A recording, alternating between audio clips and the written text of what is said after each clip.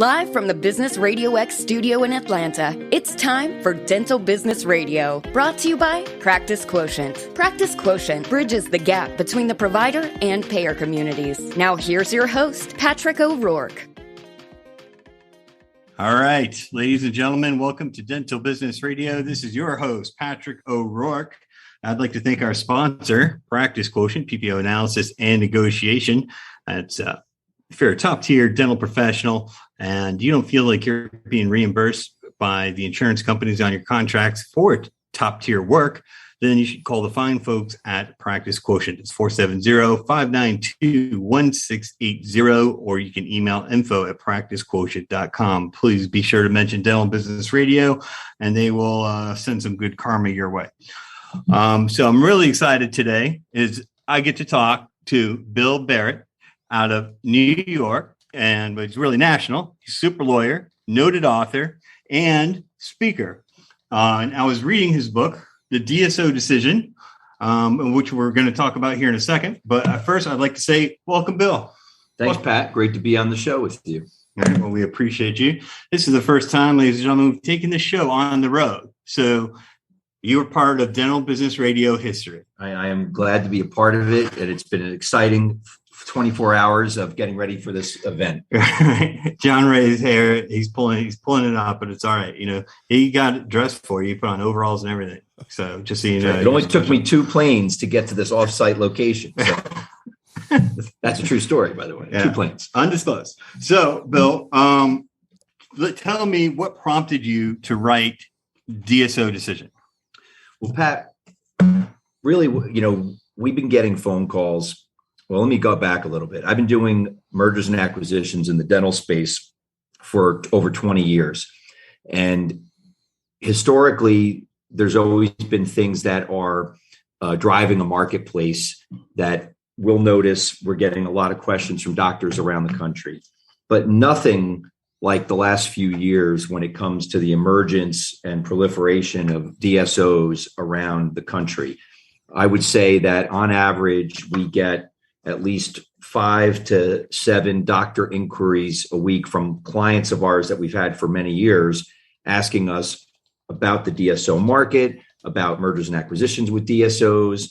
And we get it from all angles, both on the side of preservation of private practice dentistry, people that are concerned about DSOs, as well as clients who are interested in doing a transaction or selling to a DSO. So it's really, kind of across the board. And, by way of background, over the 20 plus years that I've been representing dentists and dental specialists around the country, we've built up over 1,000 doctors as clients, and they've been our clients for a long time. So we are often that first phone call when something's on their mind. And when we were getting so many calls and so many questions, and the transaction volume began to grow in the DSO market, we thought it was time to write a book. So we did. Well, I thought it was very fair, and looked at it from a lot of different angles. We get a lot of questions too, when we're obviously not lawyers, but from taking it from the history of DSOs and then looking at it from the sale and the types of structures, I thought it was very, very well done and balanced, just so you know. Thank you. Yes, you're very, very welcome. We try not to take a position either in terms of, I like to say we didn't have a horse in the race. We wanted to write a book that was balanced from both sides. It's not a book that's promoting DSOs. It's not a book that's bad-mouthing DSOs. It's really just walking the doctor through every aspect of, the history, what they are, what they do, how they make money, how the transactions themselves are structured. And then we even talk about preservation of private practice and how to compete. And other concepts as well. But we really tried to do it from an unbiased standpoint. Right. So sometimes I have clients that, and this is certainly not my area of expertise, but a client may say to me, they're like, well, this is a very hot topic and has been for a long time. But right now, I feel like it's certainly at a very high volume.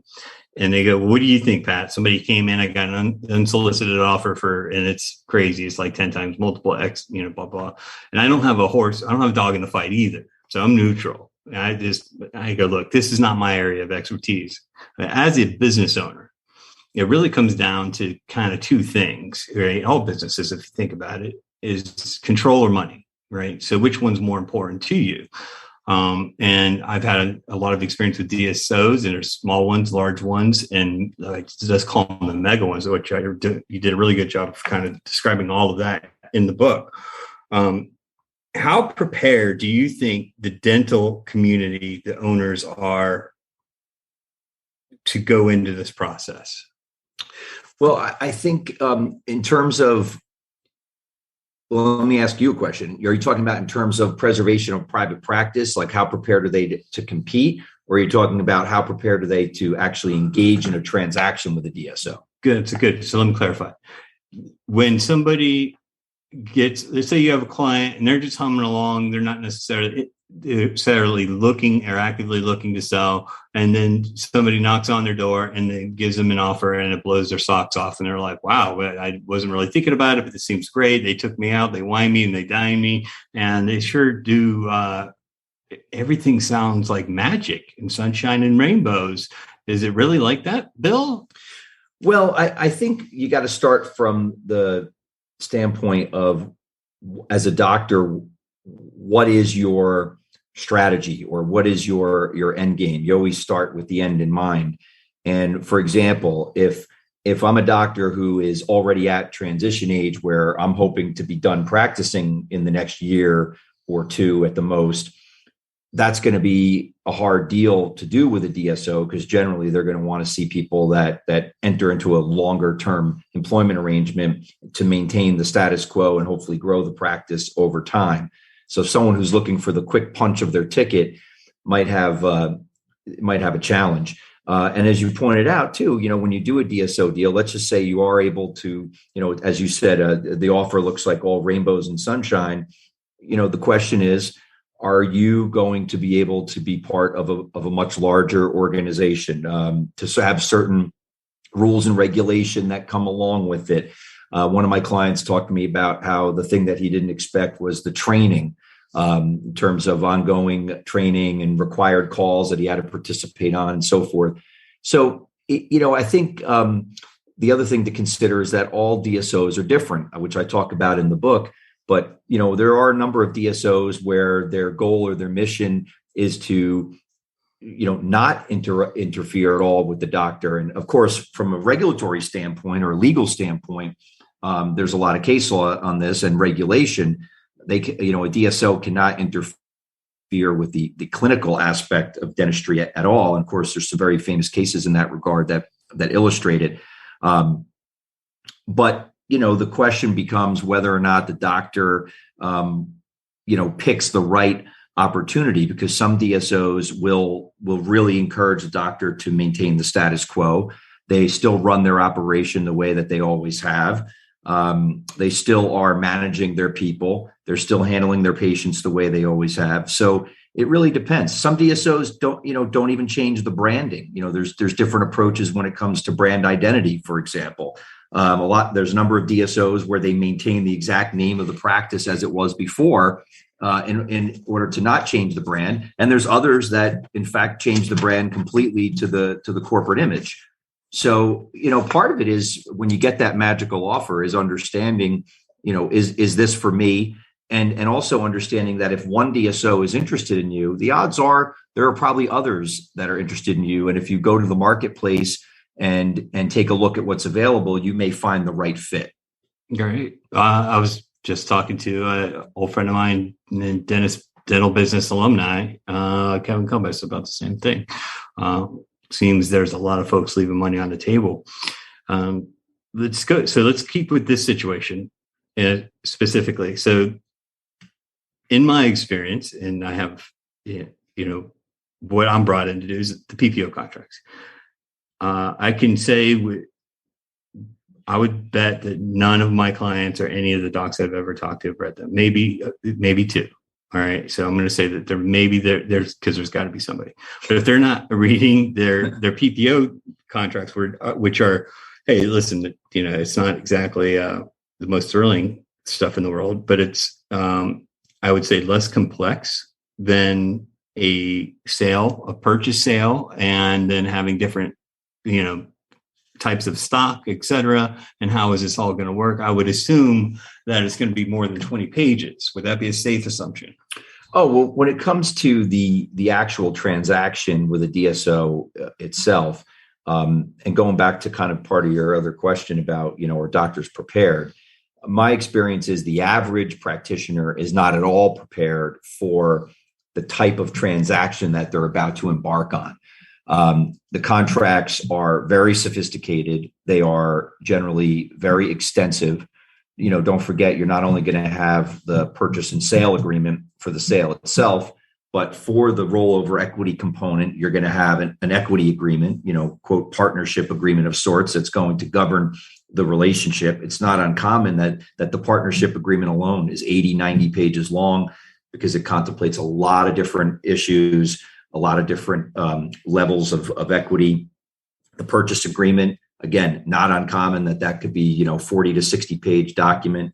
And then you have the employment agreement as well, again, which is now going to govern what would probably be a 4 to 5 year period of time for your employment with the DSO post-closing, as well as other ancillary documents.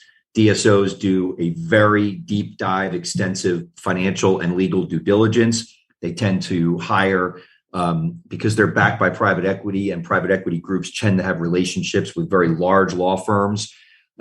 You are going to be dealing with sophisticated law firms, sophisticated accounting firms as part of the transaction process. And what doctors need to understand is those transactions are nothing like when they may have bought their practice years ago, or maybe they've since bought a couple of practices or sold a practice, but in doctor-to-doctor transactions, which are far less complicated and they're much simpler.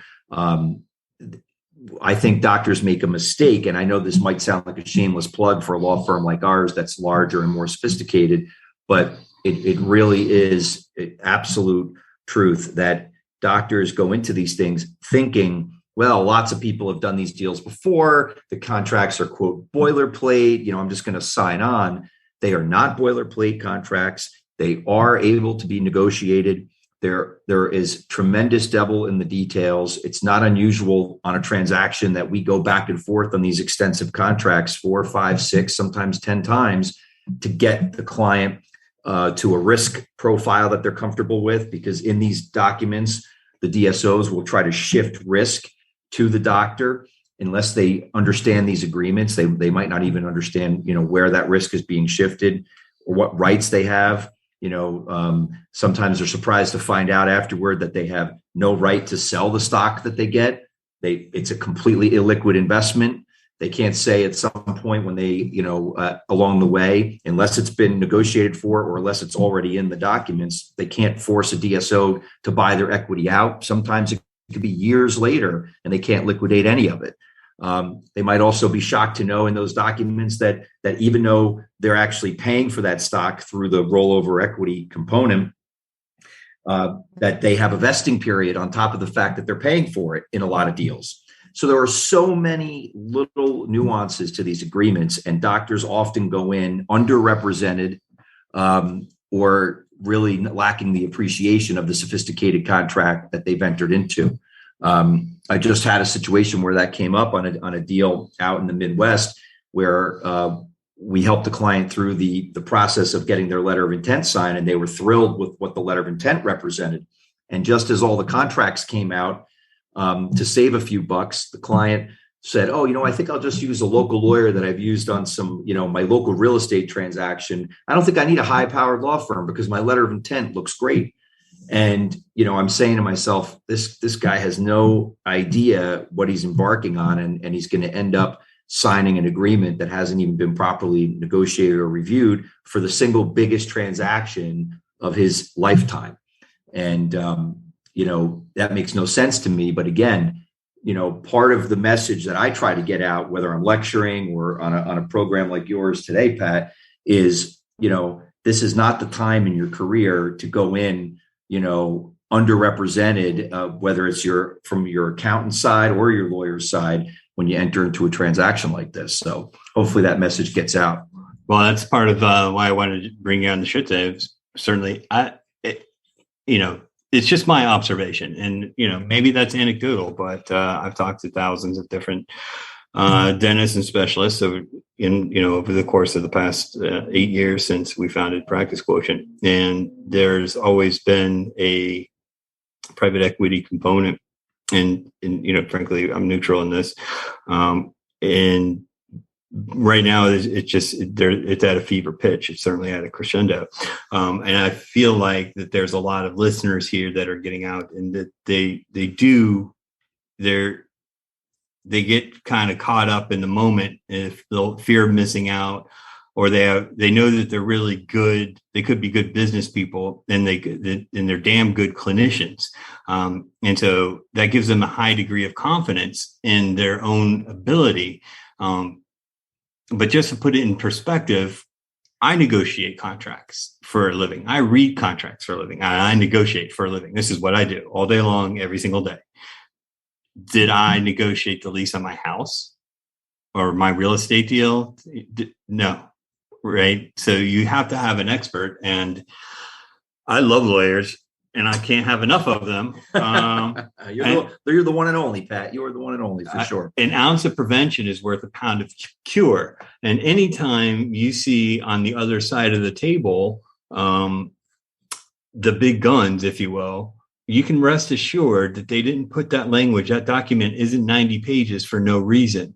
It's something I talk about. I'm like, that section's not in there. If they're like, oh, well, we just put that in there, that's something the lawyers did. No, they didn't just wake up and say, hey, we're going to stick that in there. Everything is done very, very specifically and with a purpose. And if you don't have a trained eye, then you're going to get in trouble. And I think that's my concern, is always to keep things fair and equitable. So let's move on to a different circumstance.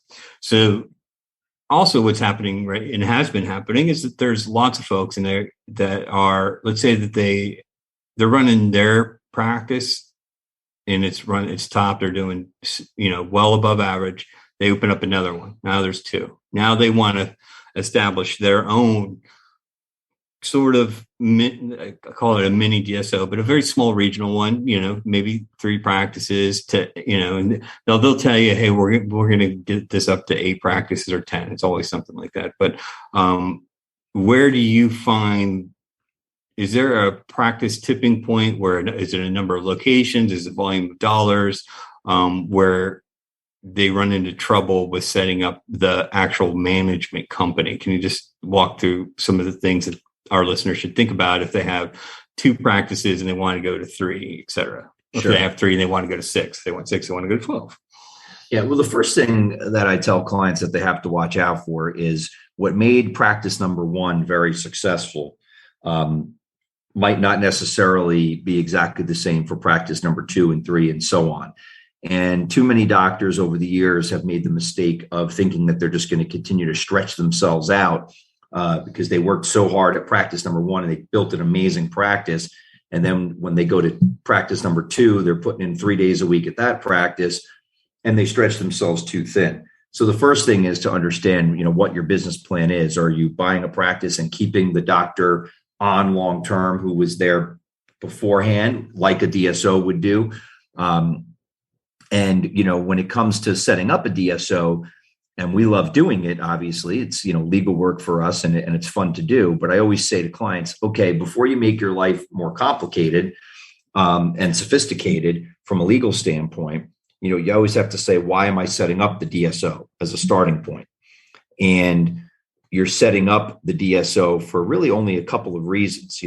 One would be if you wanted to bring in outside investment. So you wanted to get, non-licensed, because remember, the reason why DSOs are formed by private equity groups is in most states currently, 41 of the 49 of the 50 states, and of the 9 that are that do allow some interest by a non-licensed professional, it's generally very limited, and there are a lot of rules that govern it. So in order to have any type of interest in the assets of a dental practice, you have to set up a DSO because by definition, you're not licensed. So one of the reasons why a private practitioner might set up their own DSO is to bring in unlicensed people as investors. That is one. It could be to create equity opportunities for their important staff members, like key office managers or other people inside the office environment that are important, that you want to be able to give them equity. And again, they're not licensed,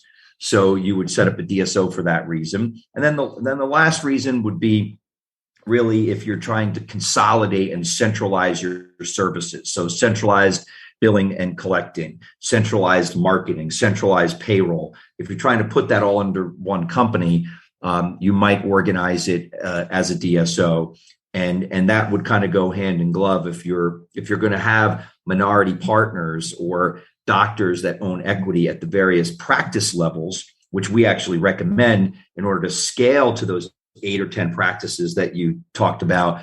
You're going to really need boots on the ground with a vested interest at each of those practices. But if you're providing all of the managerial services, you might want to have your DSO set up in advance and have a certain fees that are charged to the various practices each month for all the services that you're performing. So that would be a reason to do it.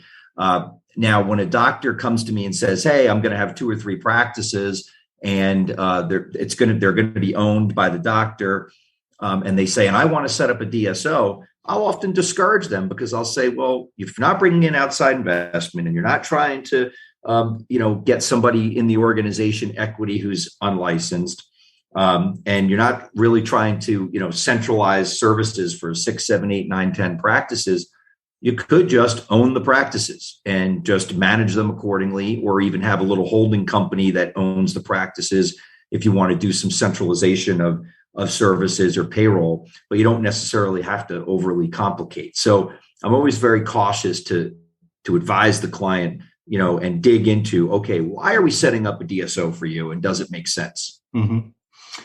So yeah, I see a lot of structures done that way for exactly the reasons why you mentioned, is in order to give equity out to the different locations. Let's say an associate comes on, also to de-risk somewhat. Let's say, something happened at, the Beale Street location, and the liability stays there at Beale Street and doesn't affect the enterprise. That's what I've heard is one of the other advantages of doing it that way. What are some of the advantages of having one single tax ID for, 3, 4 locations, if any? Yeah, so I think that's another reason, actually, where you might set up an entity that does all the billing and collecting, which is a good point.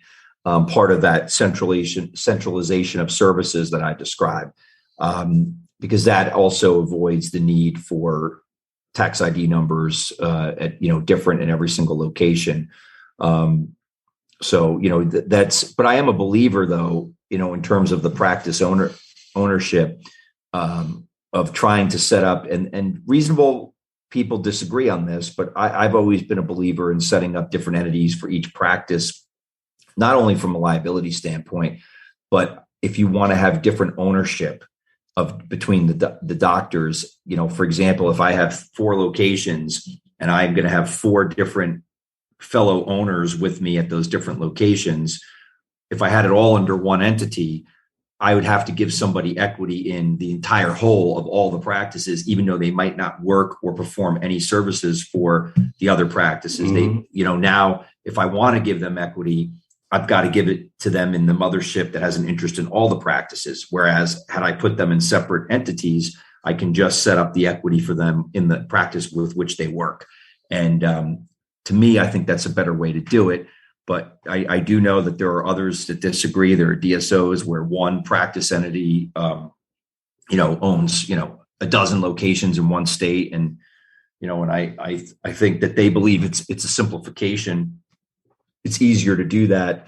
And it's one tax ID number and so forth. But, I think that, again, because I represent so many individual entrepreneur practitioners, when they try to scale their business, being able to have a different entity at each practice that you can have different equity setups with at each practice, I think is an advantage. Gotcha. That's good. That's a good answer. Sometimes I get that question. I'm like, I'm not a lawyer or an accountant. So you have to go talk to those folks first. That makes sense to me. As far as what mistakes are you seeing right now that are happening? If you were like, hey, here's just the two things that are going on right now, Pat, and these things are, really, what's the polite word here? Messing up the client's life because they did not think about this in advance. If there's a top 2 or top 3 list, what would they be? Well, a couple of things that pop up, and they come up in the context of, let's say somebody is doing a DSO deal, and now they're going to be subject to this extensive due diligence. It often uncovers a lot of those warts, if you will, or things that are being done improperly by doctors. And you do see a little bit of a trend. One is poor associate agreements, either associate agreements that are lacking in specifics, or they don't have reasonably structured restrictive covenants in them. They're either over the top with an unenforceable restrictive covenant, or they don't have them at all, or they have watered down versions of them. You can never look at another tooth again. Yeah, no, you have to really look at that, and there's a lot of mistakes. The other thing too is you never know whether or not you might have an issue getting an associate when you do a deal to sign on to a new contract. And it's why when we do an associate agreement, we put in a number of provisions that create the ability for the practice to simply transfer that associate agreement to an acquirer, and it doesn't require the consent of the employee associate. So I think that having a really good associate agreement structured, and again, it's not just like borrow your friends or go to the internet and hit print. You really should do it right. And again, be thinking with the end in mind. If you might be doing a transaction down the road, and that associate agreement is going to come under a lot of scrutiny, and you really have to make sure that you've done it right. The other thing is, because you asked me for a couple of examples. Right.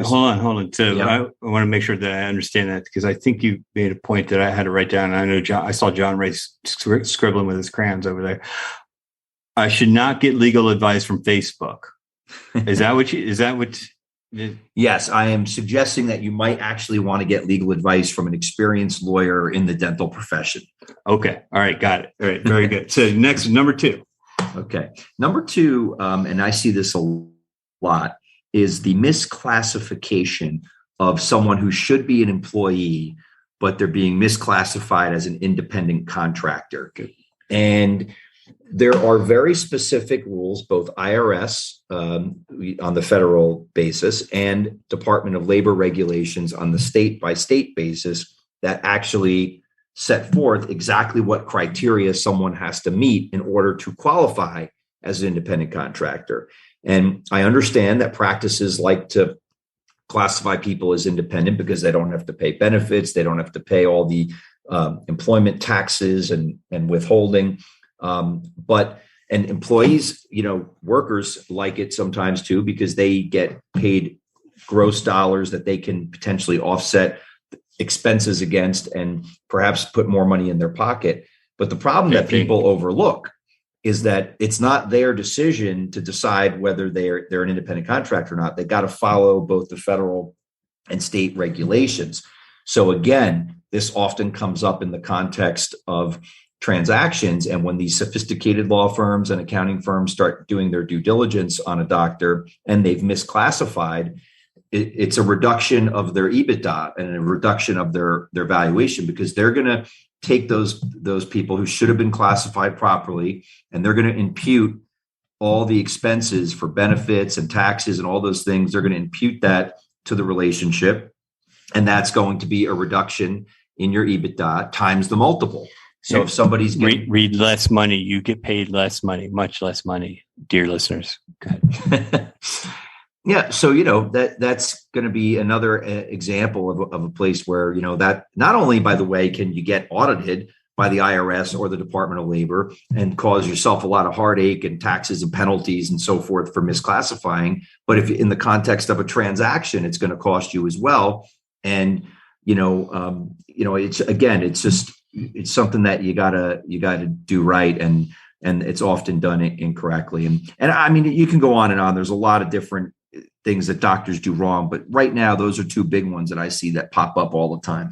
I feel this second one is very good. And so it's not just dentists that do it either. So there's several industries, this is dental business radio, so I'm not going to get into it, even though some of them are related. Anyway, Here's the deal. I think that when Uncle Sam needs money, that he's going to come knocking.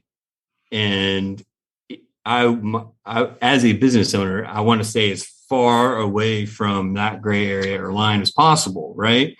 Because when Uncle Sam needs money, he's going to come looking for somebody, and he thinks that all the doctors are rich. Well, here's the thing that I've always seen throughout my career, that government workers go for the low-hanging fruit, and because it's easy. And misclassification of independent contractors is low-hanging fruit, because it's once you've come under scrutiny, it's very hard to prove compliance, and it's easy for them to be able to charge the tax, the penalties, and the interest. So that's why I always tell my doctors, listen, let's make sure people are classified the right way. I know you want to save the money, and in the short term that feels good, but in the long term, you'll be glad that you did it right. Mm-hmm. Didn't in New Jersey, they said everybody has to be W-2, right? No. I mean, there are, independent contractor, allowances in all states. I mean, some states like California implemented what they call like the ABC test, and it made it a lot harder to be an independent contractor. But it didn't make it impossible. You just, each state has different regulations, and you just have to make sure that you can comply. Gotcha. But nobody wants to knock on the door from. Yeah. I'll give you an example, by the way, of someone who could comply. Let's say I'm an oral surgeon and I have my own practice, and I also do, a day a month or a day every other week in 2 or 3 different practices.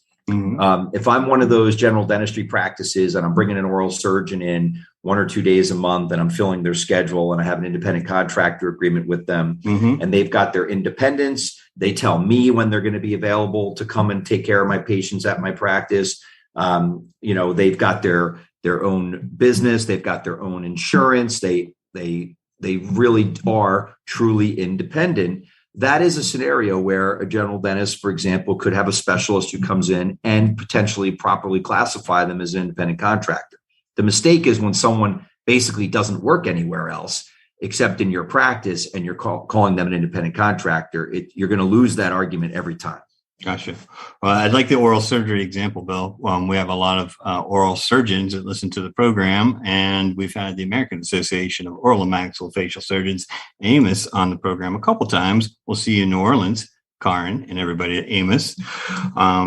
So moving on, let's talk about transition. So one of the things that I see and I hear, especially this time of year, all right, is the kids get out of school. And I say kids, but I'm getting older and not as cool, if I ever was. But anyway, I digress. They get out of school and they call and they say, Patrick, I just bought a practice this morning. It's Wednesday. Can we get credentialed? And we want high fees on Friday or on Monday. Can you make that happen? And I try not to laugh. But I just said, nobody's explained what any of this is. I know that the credentialing and the contracting is just one small part of the overall timeline. But it seems to me that there's some prep work done, like the due diligence has to be done, and then you close, and then it's like fire drill. What else can folks do to prepare? And how long maybe should they start preparing? Well, when you say prepare, are you saying this is for someone who comes out and buys a practice, or someone who does a startup? And what? Well, let's start there, because the more experienced folks and the ones that are established business owners, like the one thing I ask them, I said, look, have you ever owned a business before? If they say no, and then I'm like, all right, so here's a few things that you need to do. Welcome to the Business Owner Club. Now you're the butcher, the baker, the candlestick maker, the website design person, HR person. You're everything in all. Oh, by the way, you got to be a dentist too. So congratulations. Nobody's got a jacket for you, but welcome to the club. But anyway, and so their situation is a little bit different than the experienced, years long business owner, I think. So let's start with, for all the kids that are listening to the show, and I say kids in the most respectful way, for all the new graduates out there, or maybe you've been in the workforce working for a DSO, and now you're going to buy your first practice, what should they be thinking about? Well, absolutely. I mean, for someone like that, they're going to want to buy our first book, PainFree Dental Deals, available on Amazon. Oh, yeah, shameless plug. I read one book, and so I didn't do enough homework. That's right. Our first book, PainFree Dental Deals, is really designed very much for that first time deal maker, whether they're buying a practice or it's an associate buy-in transaction, whatever it is. It's designed for them, and I jokingly say that as a shameless plug, but it actually has a lot of great content for that person who's doing their first deal. From my standpoint, I think every person should do what they're great at, and one of the things that I recommend for the younger folks that are about to become entrepreneurs is to assemble the right team around you.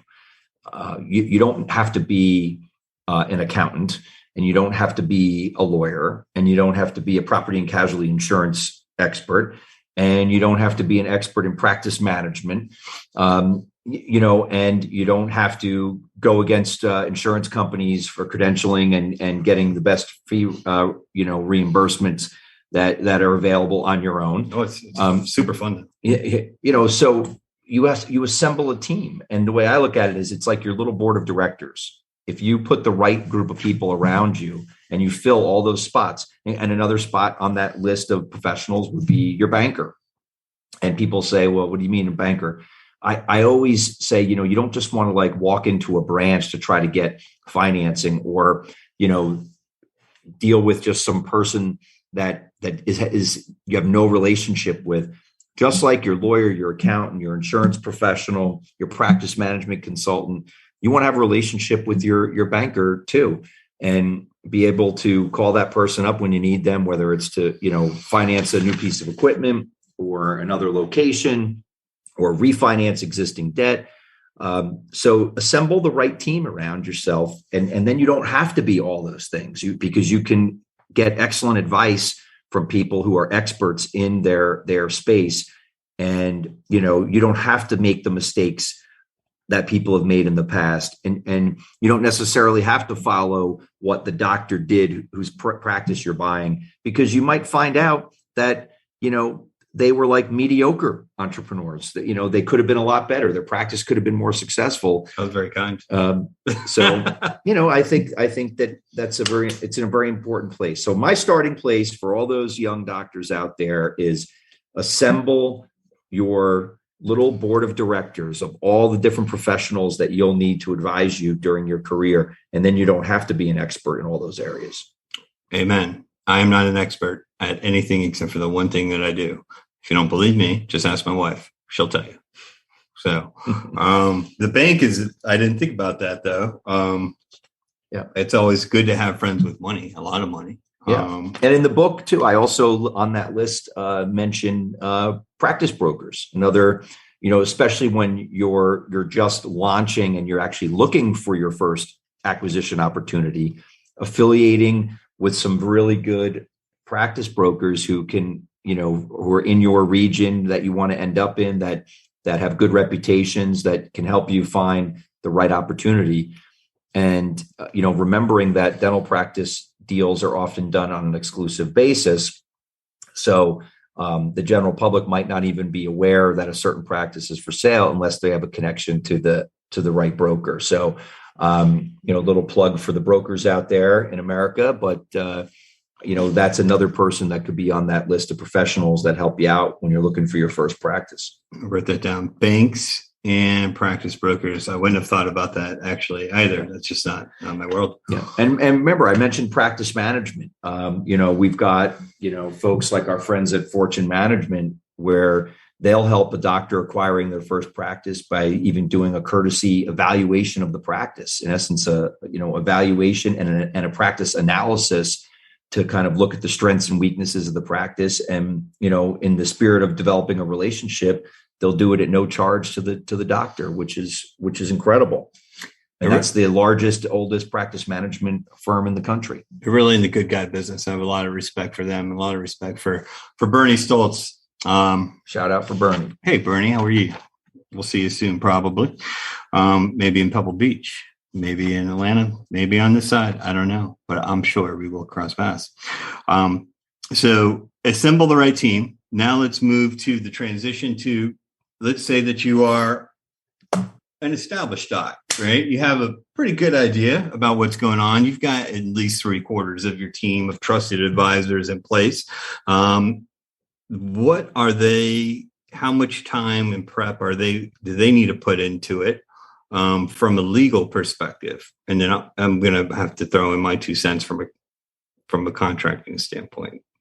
Well, again, what are you talking about? If they're established and they're going to they're buying their first practice, under what context? Yeah. So let's do that first. Let's say you got your one practice, now you're going to 2, because that's a big deal. And this is just anecdotal for me, but they go from 1 to 2, no problem. 2 to 3, they're stretching themselves thin because you can't clone themselves. That technology is not available yet. Where I see where there's a biggest challenge is from 3 to 6 locations. That's where you can't. It's much more difficult to export the culture.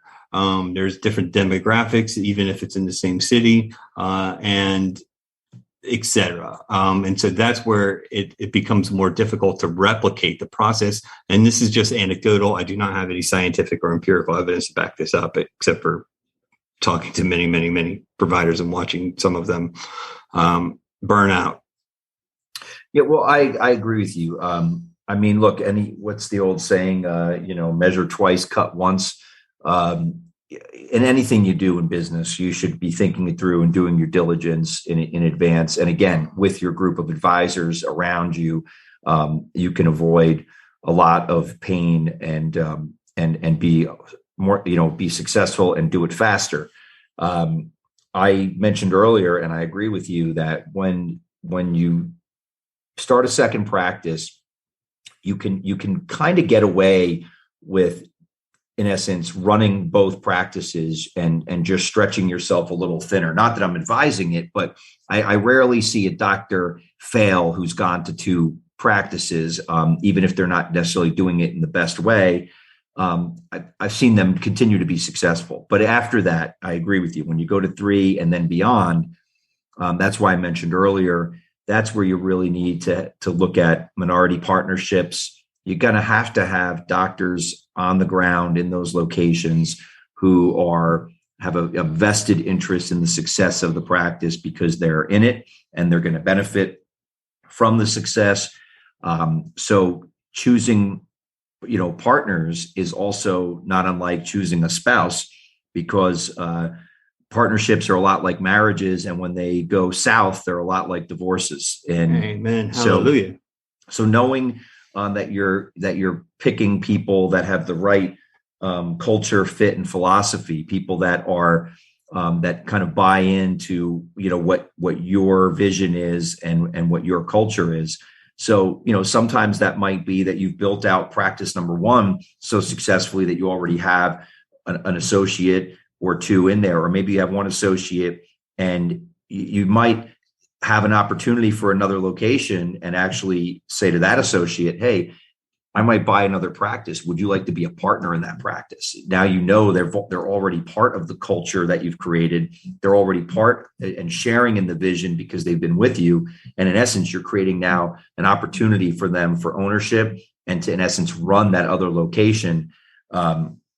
And that's another approach to take. And again, that's being methodical, right? That's building that person up and then creating that opportunity. And partnership isn't for everybody. You'll find that there are people out there who've been offered partnerships and they don't accept it. They want to show up for their schedule. They want to get their 35% of collections. And, and when the day is over, they want to be able to hang it up and their mind be kind of free and clear of any responsibilities, in terms of the actual running of that operation. I remember when I was a lot younger, when I was a teenager, into my 20s, the dentist I had at the time personally was, just a terrific guy, terrific dentist. And at one point when I was in my 20s, I asked him, his name was Steve. I said, Steve, how come they never made you a partner here? Or how come you're not an owner? And he said, oh, well, actually, they asked me to be a partner a bunch of times, just not for me. So, in terms of your question on timing, to create those relationships and find those right fit people. And, that's something that does take a lot of time and you don't want to make a mistake. So, if you know that you want to be a multi-practice operator, you start planning for what that might look like. I think well in advance. And in my opinion, it could be a year, 2 or 3 in advance of that, you start to lay the groundwork for it. That's an excellent answer. And so mine's going to seem just pale in comparison because all of that goes into it. The contracts are always an effort. Now I'm talking about the PPOs. What are you going to do about it? You don't wait until the last minute. Your cash flow will go in the toilet. You'll have patient disruption. You'll have staff disruption. And so you want to avoid all of that. And that's all I'm going to say about that. But you want to plan it out. And no, we're not a credentialing company. Credentialing sucks. Everybody hates it. But it's a necessary evil, just so you know. So you got to plan it. You can have a plan for it. I'm switching gears completely to something that I'm really curious about. How come so in the PPO contracts, every single one of them has a confidentiality agreement. Okay. You can't discuss fees. This is proprietary information. This is basic stuff. At my company, everybody has a confidentiality agreement, right? How come, or is it done, or is it common practice for dental practices to have everybody sign off on, if you see something that is proprietary, that can't be shared or be put on Facebook or et cetera? Very basic stuff like that. Is that common practice? And if not, why not? So it's a very good question, actually. It should be common practice. You don't have to have a full-blown restrictive covenant for, let's say, your employees. I mean, your associates, where non-competes are permissible, you should have them. And as long as they're reasonably limited in time and geography, and they're not over the top, they'll likely be enforceable.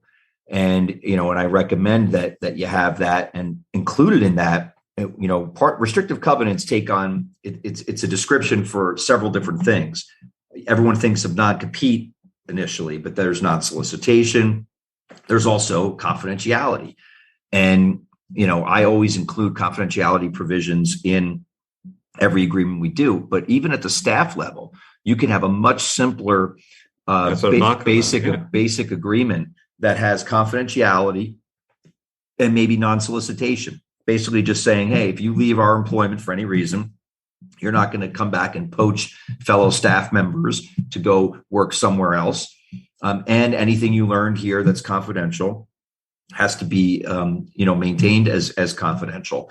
Now, interestingly enough, and that is the absolute best way to do it, and people should do it. A lot of people don't do it. There's nothing better than the strength of a really good confidentiality provision in that document. Having said that, a lot of people are not aware that in just about everywhere, there is also a common law duty of confidentiality. And you can actually sue somebody on the common law duty of confidentiality and be successful in it. There are some states where the case law, absent an agreement, is actually quite strong. And where that comes into play is often, for example, with regard to patient lists. You don't have to have a restrictive covenant to be able to protect a patient list, because the courts recognize a practice has an absolute interest in that, and downloading the names and addresses and emails and phone numbers of patients and then exploiting that. Even absent an agreement, a lawsuit will likely be successful against someone who does that. Right, because that is stealing. Would that be?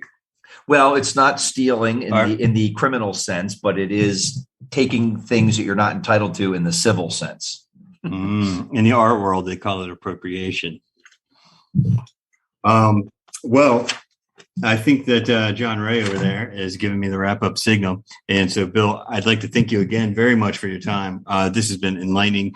The DSO Decision, pain-free dental deals, and out of New York City, super lawyer, author, and speaker, Bill Barrett. I'd like to give a shout out at your firm to Dennis Alessi, who I think is one of the most astute healthcare legal minds in the country.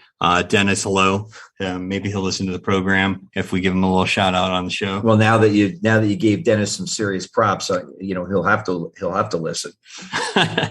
He'll want to listen. You're the first guy to give him the shout out. No, I'm just kidding. Dennis is amazing. You're right. And he's just been doing regulatory, healthcare regulatory for almost 40 years at this point. So there's really no greater authority. So I appreciate you giving him that shout out. Yeah, I love talking to Dennis, so we can totally dork out. Which I think could actually make a show, but there wouldn't be as many listeners. So with that, I'd also like to thank our sponsor, Practice Quotient.